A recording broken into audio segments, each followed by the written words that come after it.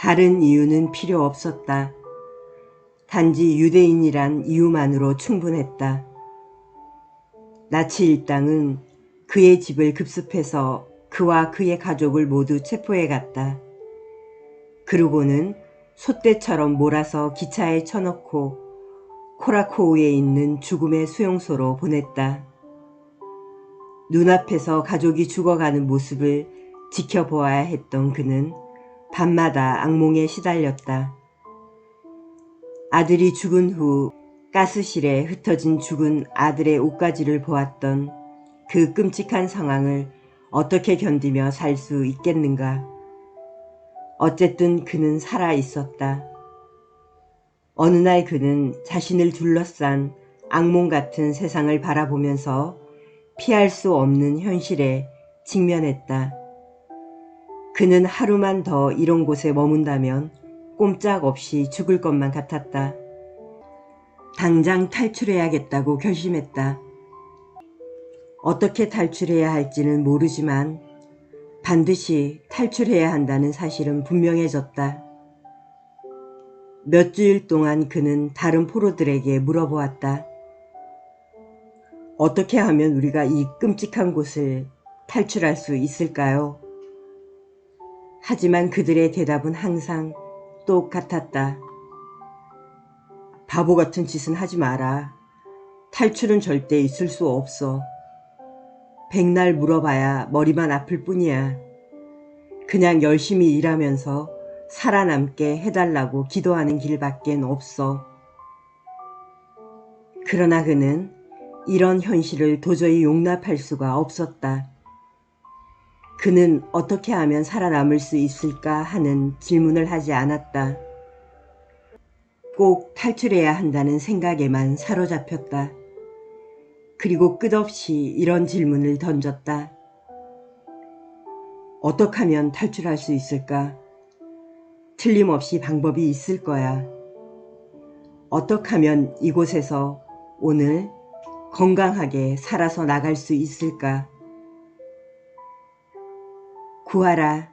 그러면 얻을 것이라는 말이 있다. 그는 마침내 답을 얻었다. 그것은 그가 너무도 강렬하게 질문했기 때문일 수도 있고 바로 지금이 그때라는 강한 확신을 갖고 있었기 때문일 수도 있다. 아니면 그 불타오르는 한 가지 질문에 집중적으로 계속 초점을 맞추고 있었기 때문인지도 모른다.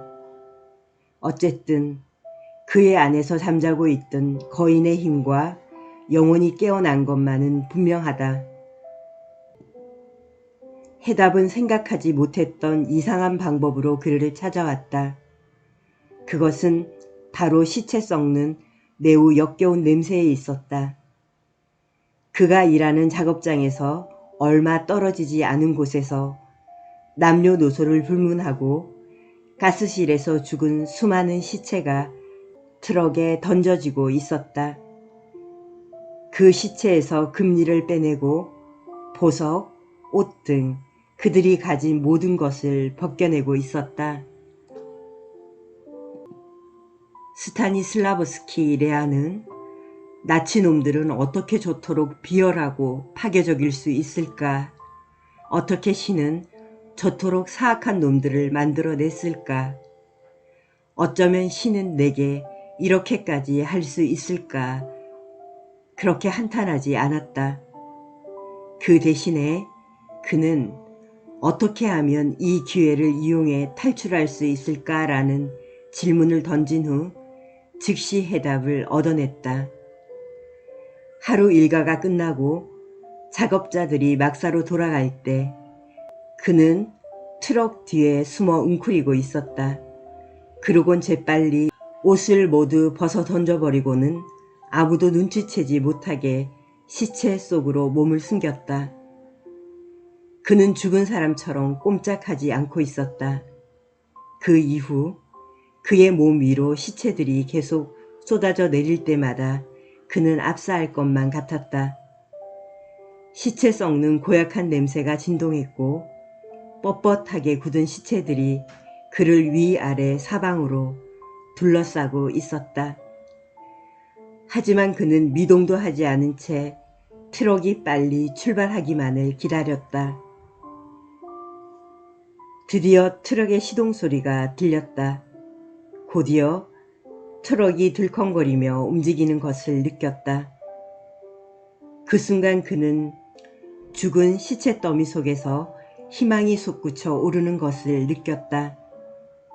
마침내 트럭이 멈추고 수용소 밖에 있는 엄청난 크기의 구덩이 안으로 수십 구의 시체와 레이를 쏟아부었다. 레이는 밤이 될 때까지 그 속에서 기다렸다. 그리고 주위에 사람이 없는 것을 확인한 다음 시체 더미에서 빠져나와 알몸으로 40km를 달려 자유를 찾았다. 스타니슬라브스키와 그 집단 수용소에서 사라져간 수많은 사람은 어떤 차이점이 있는 걸까? 물론 거기에는 많은 요인이 있겠지만 한 가지 분명한 차이점은 레이는 색다른 질문을 했다는 것이다. 그는 해답을 얻고자 끈질기게 질문했다.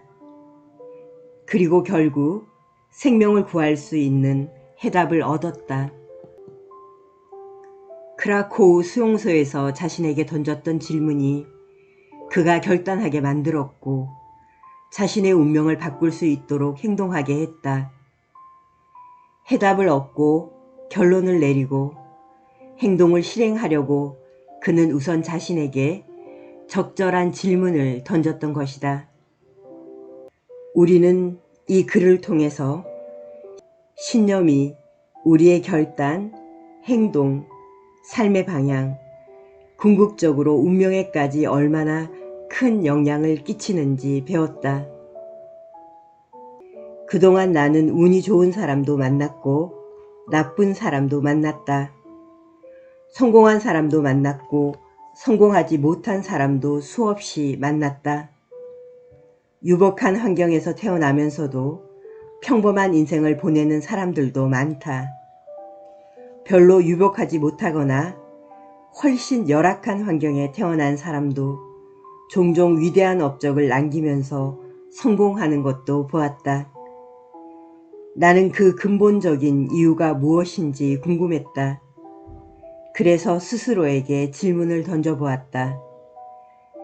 내가 그동안 이루어낸 일, 개인적인 삶, 인생에서 추구해온 방향들을 돌아보며 우리의 인생을 가장 크게 차이가 나게 하는 것은 무엇인가에 대해 생각해 보았다. 바로 떠오른 답은 이미 여러분에게 말한 것과 같다.